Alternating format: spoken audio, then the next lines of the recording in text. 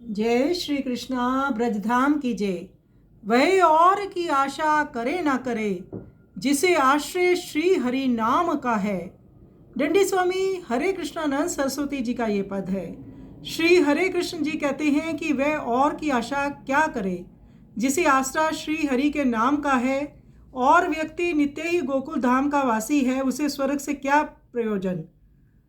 श्री हरे कृष्ण जी कहते हैं कि इस जगत में उसी व्यक्ति का जीवन सार्थक है जो श्री श्याम सुंदर का चाकर है। भगवान श्री कृष्ण के दर्शन के बिना यह जीवन ही किस काम का है। वही उसका जीना सफल है जिसको प्रभु का आश्रय है, जो नित्य धाम में वास करता है।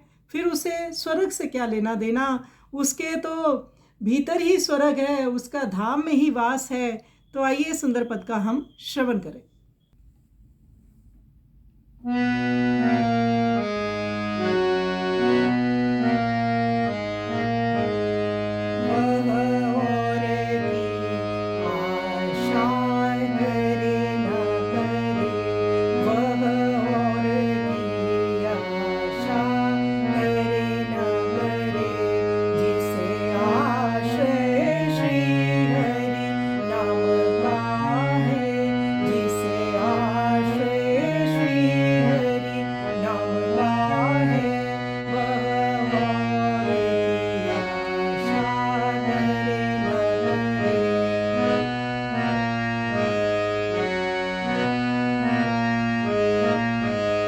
उसे स्वर्ग से मित्र प्रयोजन क्या, उसे स्वर्ग से मित्र